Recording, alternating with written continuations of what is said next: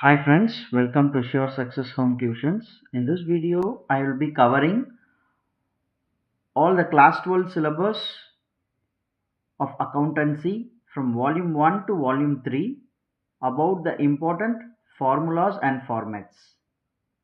So first, I'll be teaching the format of profit and loss appropriation account. So the format of profit and loss appropriation account is particulars, rupees, particulars, rupees. So see, there are recommended steps for each and every format. If we are following that recommended step, we will never be missing or we will never be making any mistakes. So the first recommended step to follow in this profit and loss appropriation account is to write this net profit. If it will be given in the question, if it is a net loss, you have to write it this side. I have written here like by net profit brought down. If it is a net loss, you have to write it in the debit side to net loss.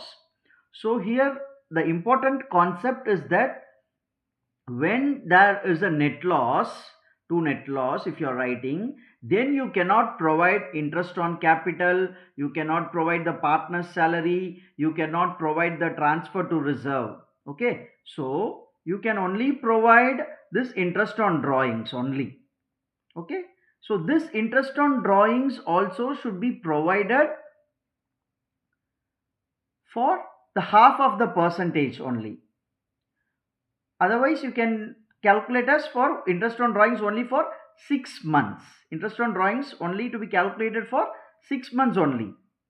Since the period for the interest on drawings is not mentioned in the question, you have to calculate the interest on drawings only for 6 months only.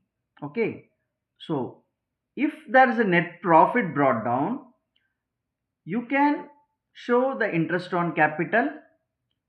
Suppose, for example, if the rate of interest on capital is not given in the question, then you need not calculate interest on capital.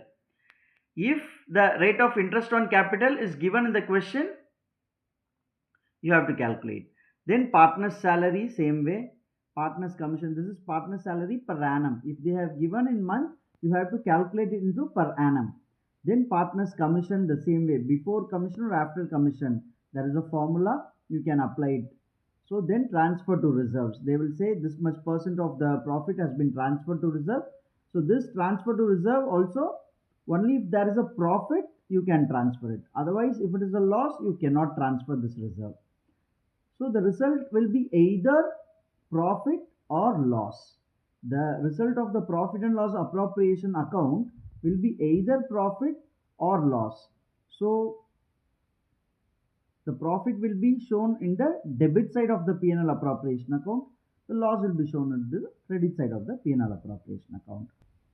The next topic which I will be covering is that partner's capital account. So here they are showing two different methods, which is called fixed capital method and fluctuating capital method. Now I am showing you the fixed capital method. So under fixed capital method, you need to follow two accounts.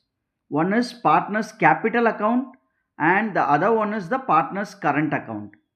So under the partner's capital account, since under fixed capital method, we are maintaining a separate account called current account. So in the partner's capital account, you just need to show only the capital details of the partners and nothing else.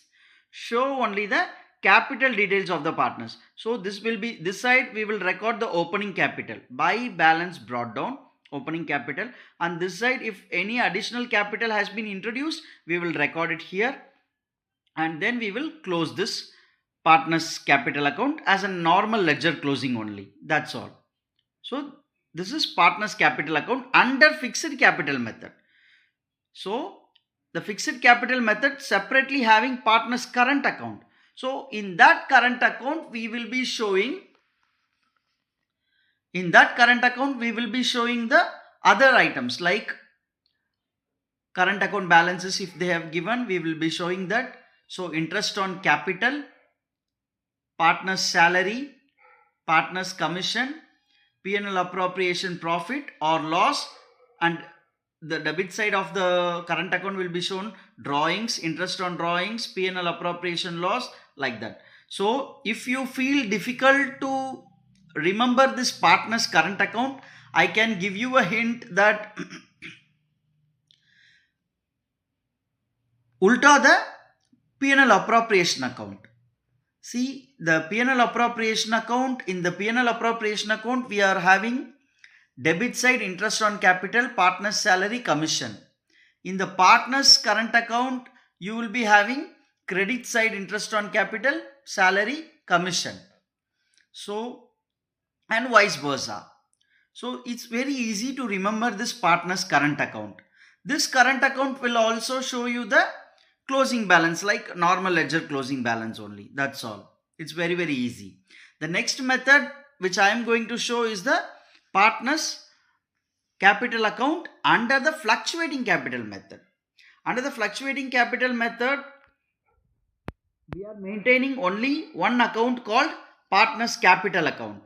Under the partner's capital account, under this fluctuating capital method, this two, partner's capital and current account of fixed capital accounts, will be merged in a single account named partner's capital account. Very, very easy.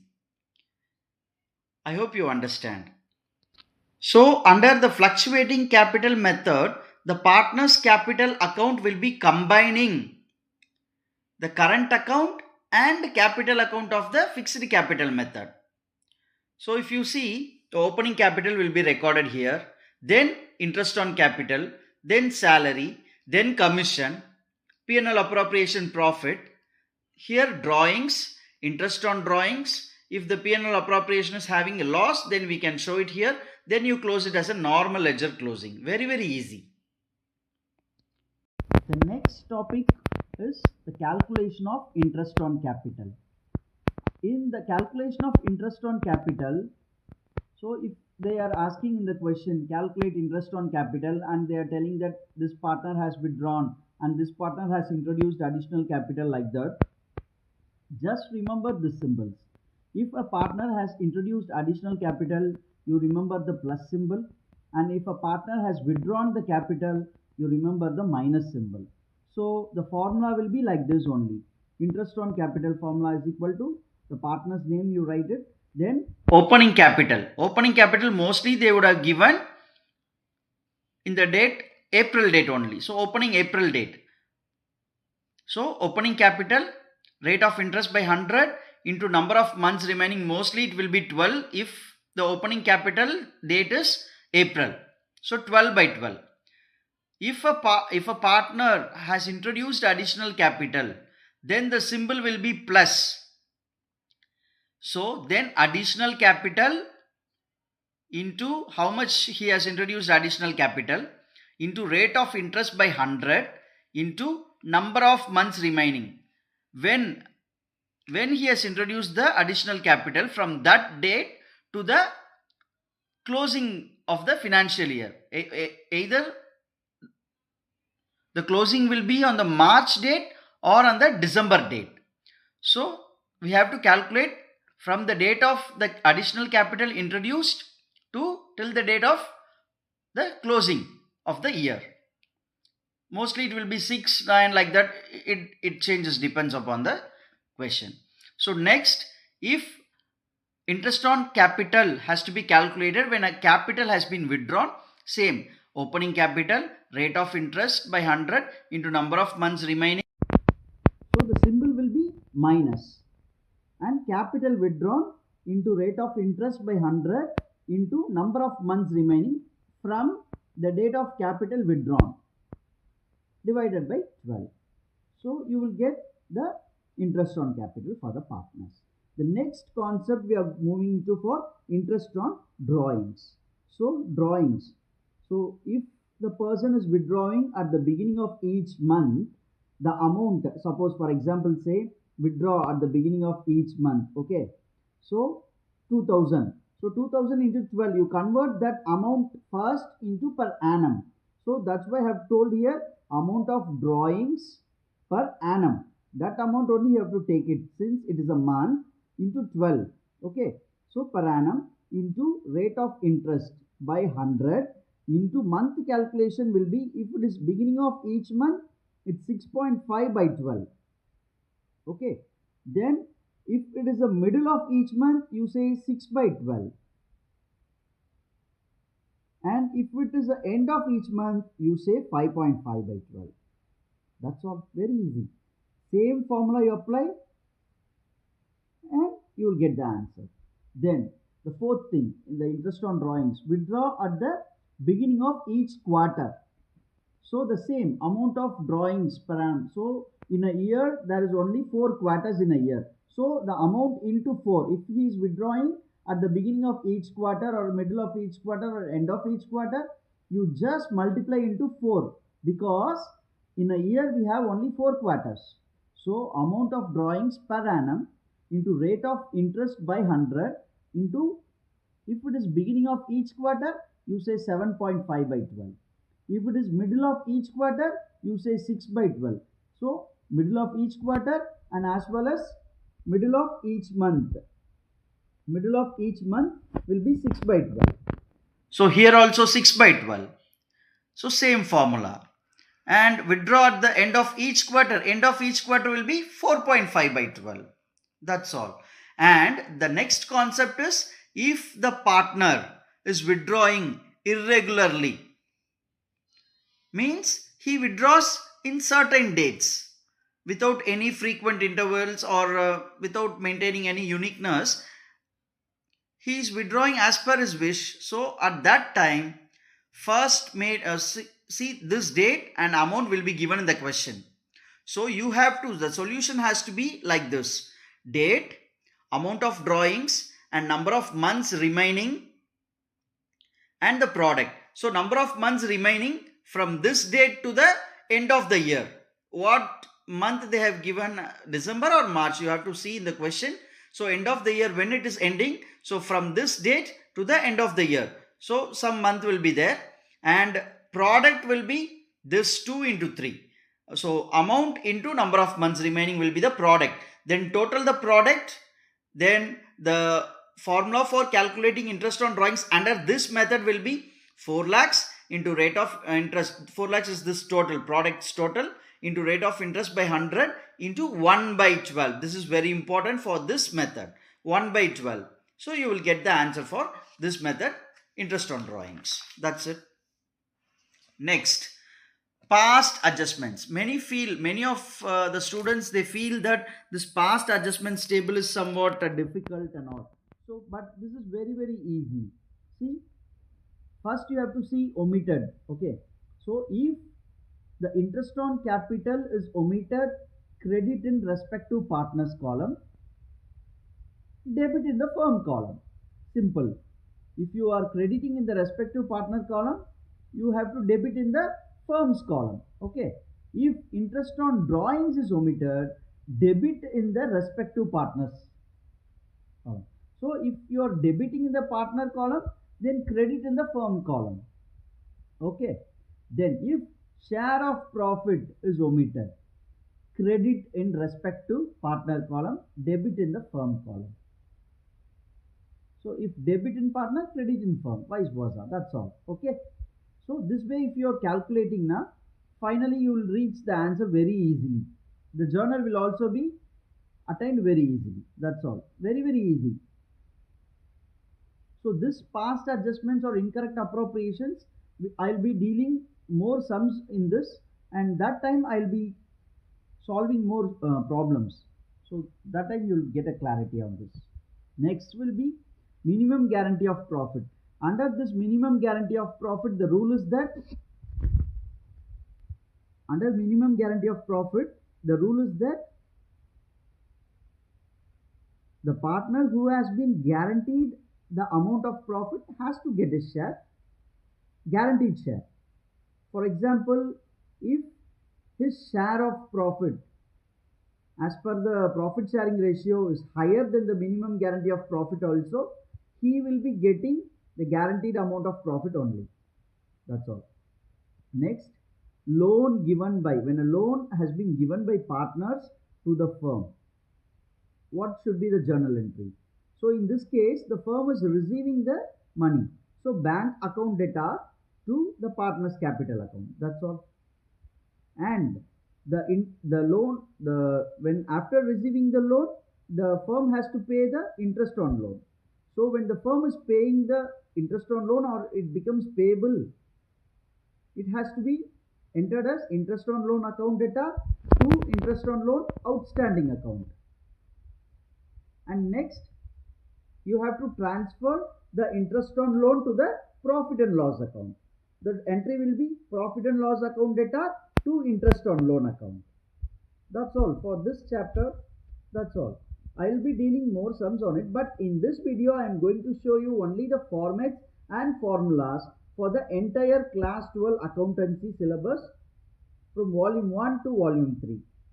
So important points to be noted in this chapter. In the first chapter is that when the partnership deed is silent about interest on loan, if the firm has got loan from the partner, then the firm has to pay interest. The party who has got the loan has to pay the interest. We all know that.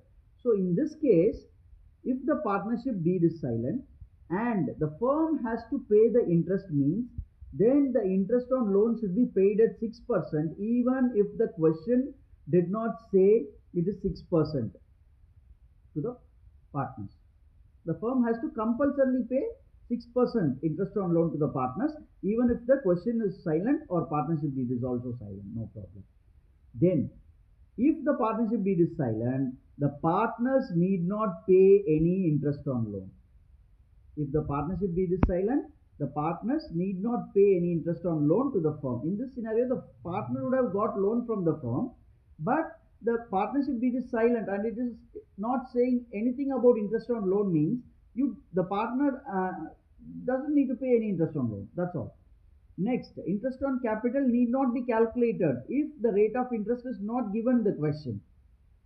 And in case of net loss, I have already discussed this, but I am telling you again, while you are preparing the profit and loss appropriation account, in case of net loss is given, you cannot calculate interest on capital, partner's salary and transfer to reserve cannot be shown in the profit and loss appropriation account. Only interest on drawings you can be calculating it. That too, if the period is not mentioned, that too for only 6 months you have to calculate. That is for the first chapter. Formula I will be dealing in chapter 2, nature and valuation of goodwill. So in this chapter we are having only 6 formulas which I will be dealing very shortly. So first is average profit method. The formula is total profit by number of years. The total profit has to be calculated by adding the profit of several years.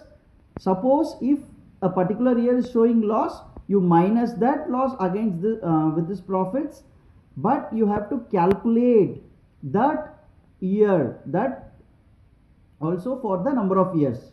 Okay, that year also for the number of years you have to calculate. Some students, they will be having a doubt, since it is a loss, we have to calculate that year for the number of years or not. So I am telling you, you have to calculate that loss year also for the number of years. Then we have to move on to the normal profit. Normal profit formula is capital employed into normal rate of return. Sometimes in the question they would not have given capital employed directly, so you will have to find that capital employed. So capital employed is equal to assets minus outside liabilities. Okay, so that formula if you are using, you will get the capital employed, then you will multiply with the normal rate of return, you will get the normal profit. Then the super profit formula is minus the answer of the average profit and normal profit. You are getting the super profit. If the question says that find out average profit and find the goodwill, the formula will be average profit into number of years purchased for finding out the goodwill under average profit method.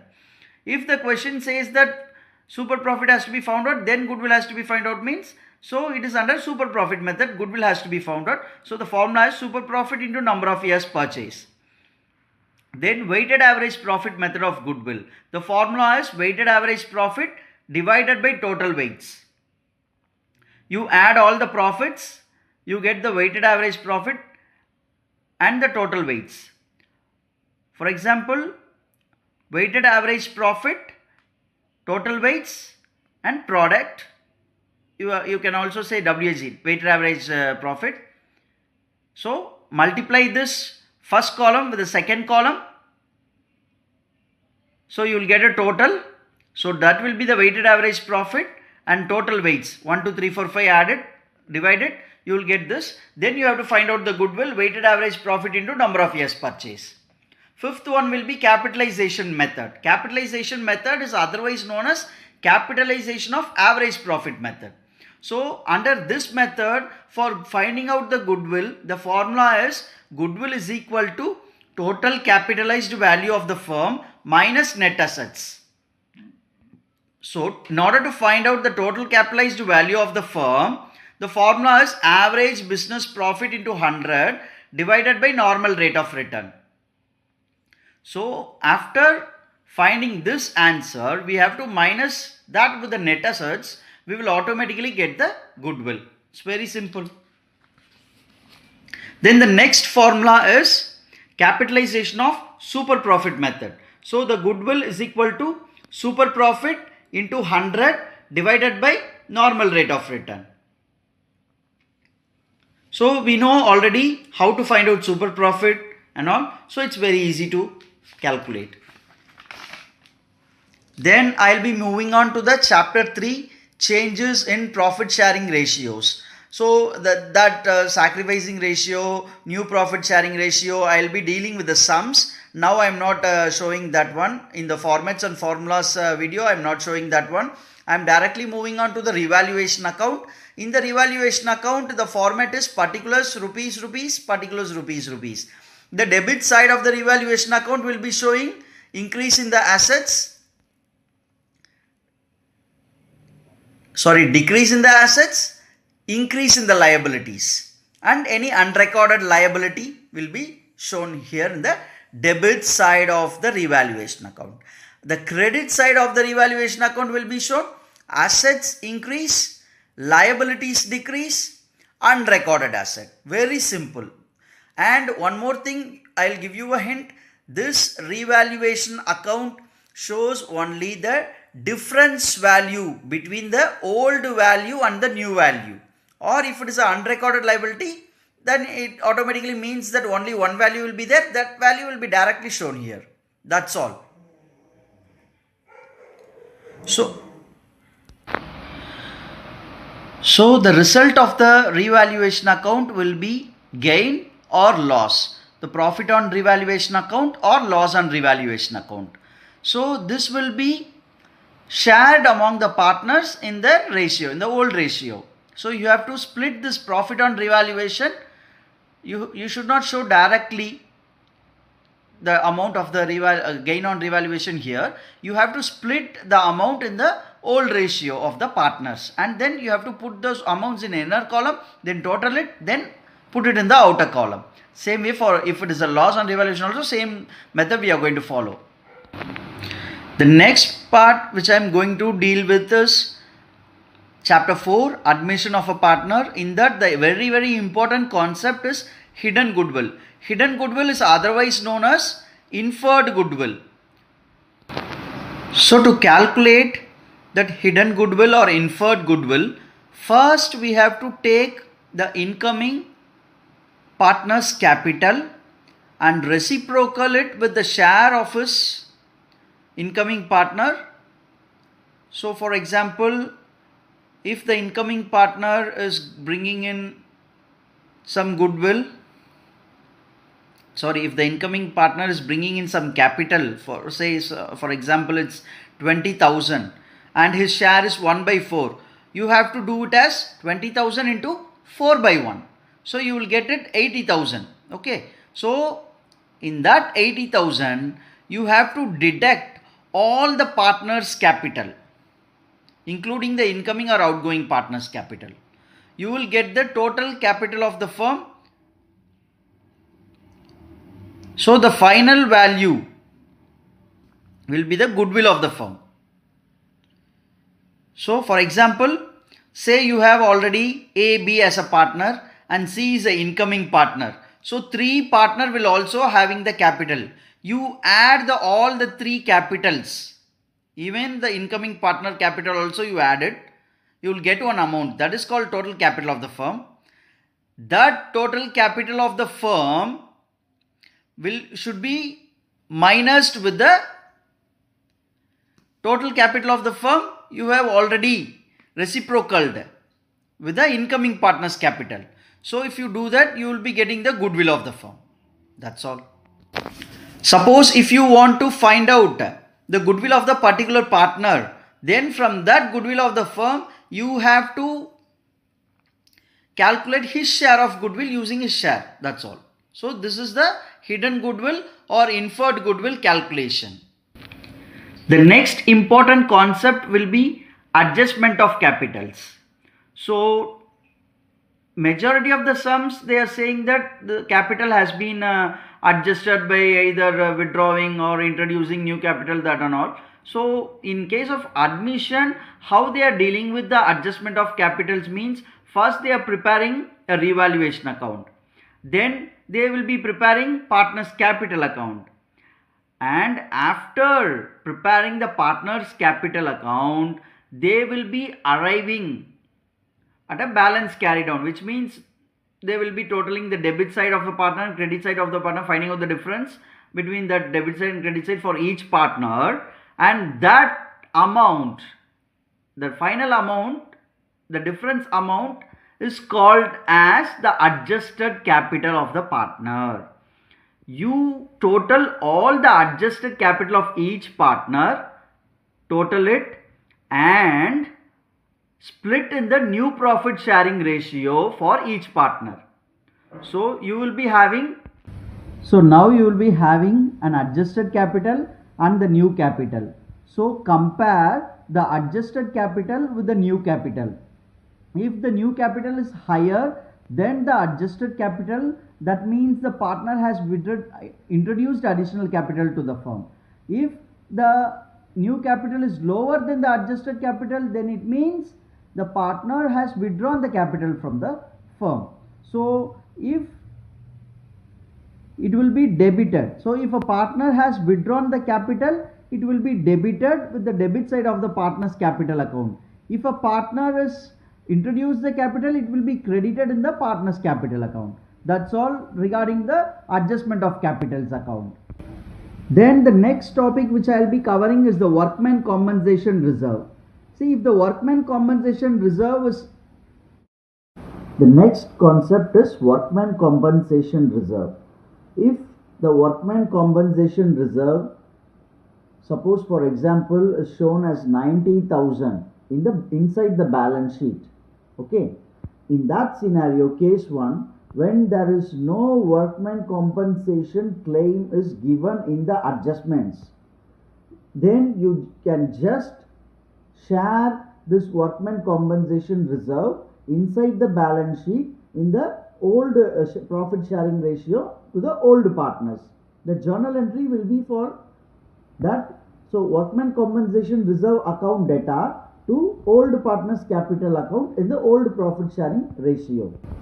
The case 2, same way, the workman compensation reserve inside the balance sheet is 90,000 and the workman compensation claim in the adjustments is given as 45,000. So workman compensation claim is rupees 45,000 in the adjustments.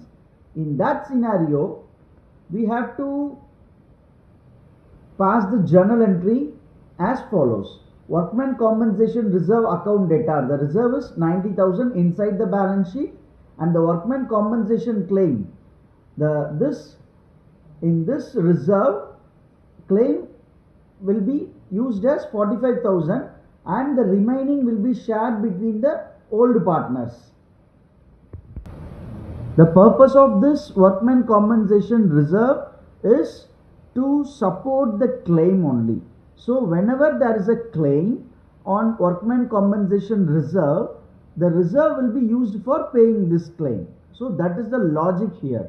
So next, case 3, if the workman compensation claim is 99,000, which is more than the workman compensation reserve. See, the reserve is 90,000, In the previous case, the claim is only 45,000, which was lower than the workman compensation reserve. Then it is easy to meet it. Suppose you have 100 rupees in your hand and some of your relatives or friends, they are asking 50 rupees. You can give it easily. But when you are having rupees 100 in your hand, how can you give 150? So in that scenario, that is the scenario in case 3. The workman compensation claim is 99,000. But inside the balance sheet, they are showing workman compensation reserve is only 90,000. In that case, the claim is more than the reserve. So that extra claim has to be given to the revaluation account. The extra claim is what? 9,000. So the journal entry would be as follows. Workman compensation reserve account data, the reserve is 90,000. The difference between the reserve and the claim, the extra claim, has to be given to the revaluation account. So revaluation account data, debit the revaluation account 9,000 to workman compensation claim. They are claiming 99,000. So that's the case 3. So whenever you pass this revaluation account data, the next entry should be automatically old partners capital account data to revaluation account. This 9,000 should be split in the old profit sharing ratio between the old partners. Then case 4. When workman compensation claim is 90,000. So the workman compensation reserve is 90,000. The workman compensation claim is also 90,000. So the journal entry should be workman compensation reserve account data to workman compensation claim account. So the reserve and the claim is same. It's easy that they are entirely spending the reserve for the claim. That's all. The next important concept is investment fluctuation reserve. So the same like the workman compensation reserve, this is also a very important concept. So here I will be explaining. See, in the question they will be showing like this: investment fluctuation reserve and investments. So if you ask what is the purpose of this investment fluctuation reserve, to support the investments when there is a fall in the market value of the investments. So for example, in this scenario, investment fluctuation reserve is 18,000 and the investments inside the balance sheet is 2 lakhs. So case 1, when the market value of the investments is not given. So investments cost price is 2 lakhs inside the balance sheet, but in the case 1, in the adjustments, they have not given the market value of investments. Then in that scenario, just you take this investment fluctuation reserve and share it in the old profit sharing ratio between the old partners. That is case 1. And case 2, when the market value of investments is 2 lakhs, that is given in the adjustments. See, here you have to compare. Case 2, you have to compare investments inside the balance sheet is 2 lakhs and market value of the investments which is given in the adjustment is also 2 lakhs. So 2 lakhs minus 2 lakhs will be 0. So for 0, you don't want to pass any separate journal entry. So the same case 1 journal entry will be followed here also. Okay. So I am repeating the case 2. You just compare the investments inside the balance sheet and compare the investments market value in the adjustments.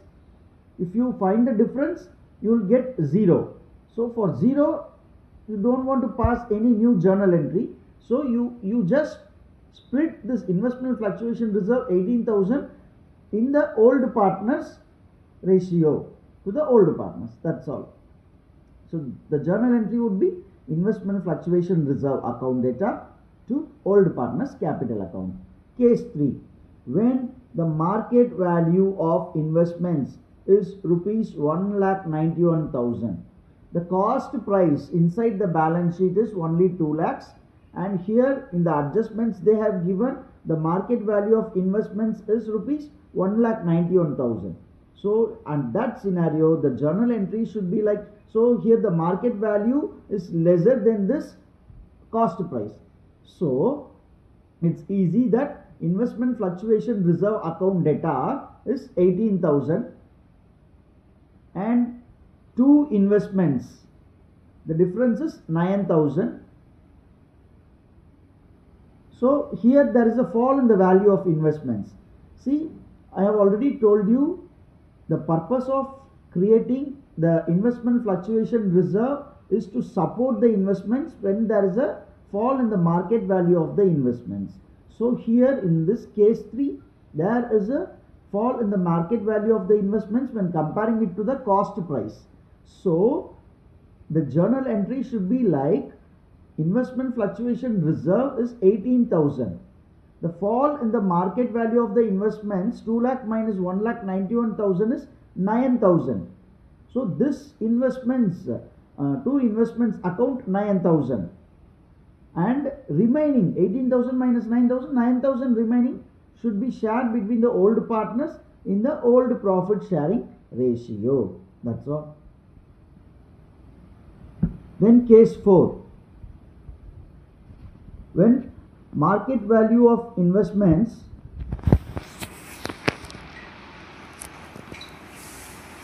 distribute investment fluctuation reserve as in case 1 journal entry. Investments account debtor 18,000 to revaluation account 18,000. Revaluation account debtor to old partners capital account. So in the case 4 scenario, what I am trying to say is that when the market value of investments is more than the cost price of the investments, assume here the rupees is 2,18,000. That's what I am trying to say here. So I have not written here, but you can mention it as when the market value of investments is 2,18,000 and in the balance sheet the cost price of the investments is only 2 lakhs.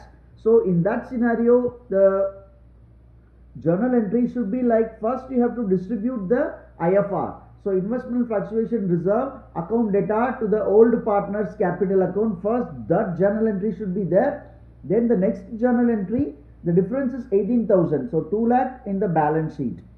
And here in the adjustments it is 2,18,000. So 2,18,000 minus 2 lakhs will be 18,000. So investments account debtor 18,000 to revaluation account 18,000. So then as it is revaluation account debtor to old partners capital account, that 18,000 will be split among the old partners in the old profit sharing ratio. So that's all for investment fluctuation reserve. The next very important concept is goodwill concepts. So for admission, retirement, death, and for third chapter also changes in profit sharing ratio also, this goodwill concepts will be helpful for you. So only 6 concepts are there in the goodwill. If you know those 6 concepts, you will never make mistakes in preparing the capital account. So first, if the goodwill already exists in the books, which means the goodwill is already shown in the balance sheet. That's what I'm trying to tell here. So if the goodwill is already existing in the books, the journal entry should be partners capital account debtor to goodwill account in the old profit sharing ratio. This goodwill amount will be shown in inside the balance sheet. Okay, that one you can share in the old profit sharing. Case 2 is when a new partner is bringing goodwill to the firm. So the journal entry will be cash account debtor or bank account debtor to premium for goodwill account. So when a new partner is bringing in goodwill to the firm, cash or bank account debtor to premium for goodwill account. So case 3, that premium for goodwill will be distributed to the old partners in the old ratio. So premium for goodwill account debtor to old partners capital account in the old ratio. That's all. In case 4, when the premium for goodwill is withdrawn by the old partners. So old partners capital account debtor to cash or bank account. Since they are withdrawing from the bank, from the firm, cash is going out. So the journal entry should be like old partners capital account debtor to cash or bank account when the premium for goodwill is withdrawn by the old partners. Then for the case 5, when premium for goodwill is paid privately outside the business. So when it is done privately, which means outside the business, no journal entry has to be passed. Then the final case, when a new partner does not bring goodwill in cash. When the new partner does not bring goodwill in cash, the journal entry should be like new partner's capital account debtor to old partner's capital account. Here the goodwill of the firm will be given. So you have to find out the share of the new partner's goodwill. So new partner's capital account debtor to old partner's capital account in the sacrificing ratio. So this is very important. Only this 6 case are the journal entries for goodwill concepts. I'll be sharing all these notes in the description. I'll be sharing it as a link. You can download it and use it for your study preparations. The next chapter is retirement of a partner. Mostly in chapter 5, retirement of a partner, they are dealing with the adjustment of capitals only, which has been already discussed, and it will be discussed more in detail while doing the problems. So next is death of your partner. So death of a partner, here the format, see in chapter 6, death of a partner, in every question paper if you see, they will be asking deceased partner's capital account, that is to prepare executor's account. Okay, so in executors, how to prepare executor's account means first you have to prepare the deceased partner's capital account, then only you will be able to prepare the executor's account. So deceased partner's capital account, how to prepare? First, deceased partner's capital, which will be given inside the balance sheet. Then interest on capital, month calculation will be shown. Salary, month calculation will be shown. Then revaluation profit for this partner. And this deceased partner's capital account will show only the details of the deceased partner only. So that's why, for example, the deceased partner name is A, means you say A partner, A's capital account.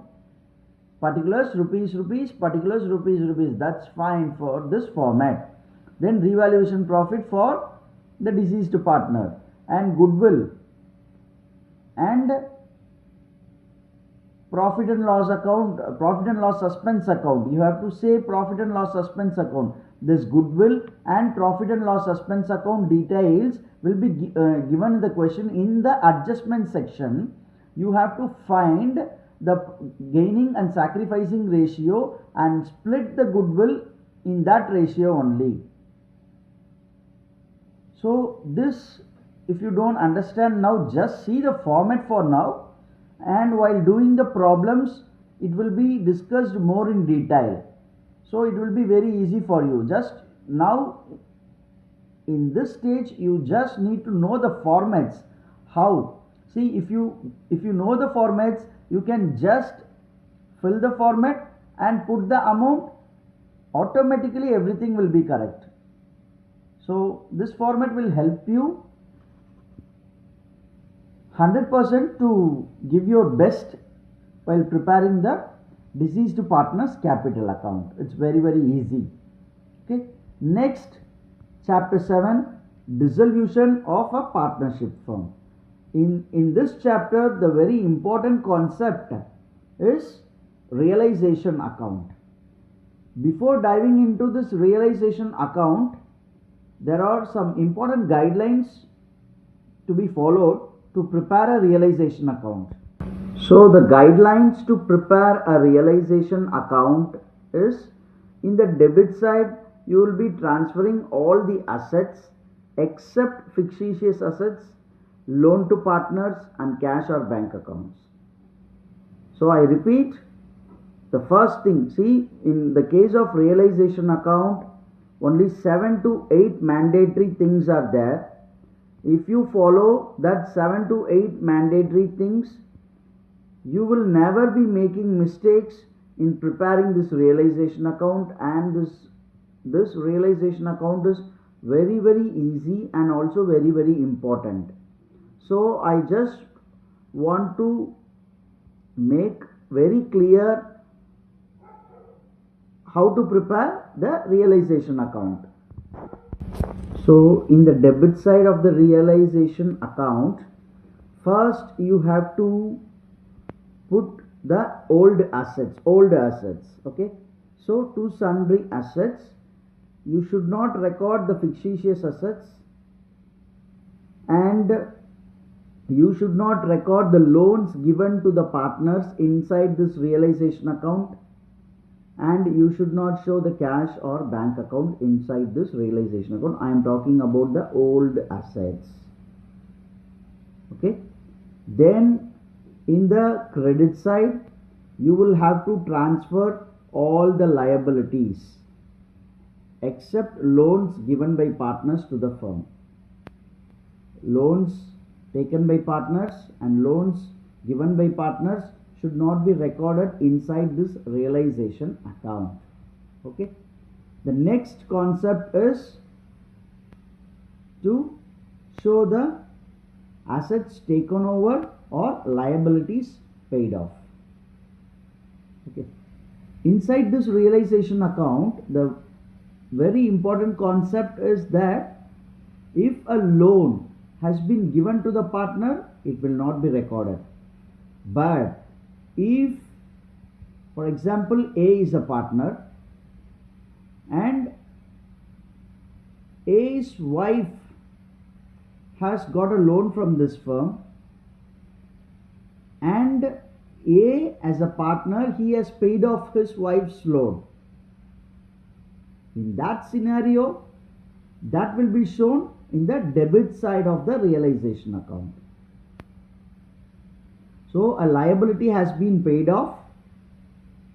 So instead of bank or cash, you put the A's capital account like that, because A has paid off his wife's loan. So A's capital account like that you have to put, and you can close it off. That's all. Then assets taken over by any partner. If the assets, for example, furniture took over by A, like that, so by partner's capital account, that asset name. That's all. Very easy. Then assets realized, you say by bank, and what are all the assets realized. Here the very important concept is, in case of assets, if the asset is a tangible asset and if the realized value is not given in the adjustment. For example, inside the balance sheet, the furniture value is showing 2 lakhs, but in the realized value, in the adjustments, the furniture value they have not mentioned anything. It means the furniture has been realized for this 2 lakh rupees only. So since it is a tangible asset, I am repeating, since it is a tangible asset, the furniture value of 2 lakhs which is shown inside the balance sheet will be taken and recorded here under the head assets realized. Under this bank, by bank you put and record furniture like that. Same scenario you take it for intangible asset. For example, there is some intangible asset inside the balance sheet like goodwill. For goodwill they are saying 50,000 inside the balance sheet, and in the adjustment they have not given anything about the new value or a realized value of the goodwill. Then it means you should not record the intangible asset realized. You should not record the value of the intangible asset under this bank head. Okay, so it's very important. Tangible asset means you have to take the old value for the realized value. Simple. And intangible asset means if the realized value is not given, you should not record the asset, intangible asset, in the realized part. Okay, then liabilities paid off. Then the next concept will be realization expenses paid. So it will be like realization expenses account data to bank account. You can say to bank account bracket realization expenses also. The result of this realization account shows either gain on realization or loss on realization. That will be split among the partners in the ratio. Okay, the old ratio.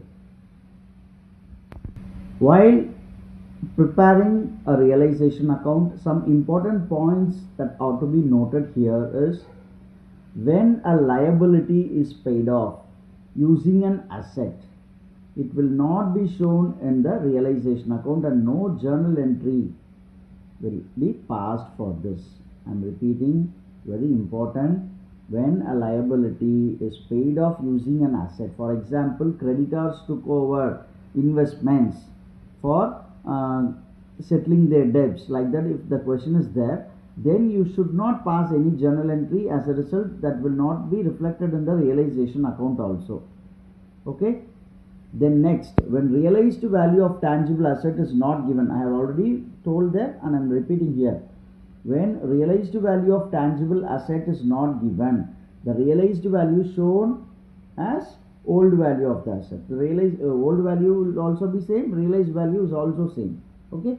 When the realized value of intangible asset is not given, the realized value of intangible asset should not be shown. Okay. Then when realized value of prepaid expenses and accrued income is not given, the realized value of prepaid expenses and accrued income should not be shown. When the realization expenses are borne and paid by a partner, then it should not be shown inside the realization account and no journal entry has to be passed.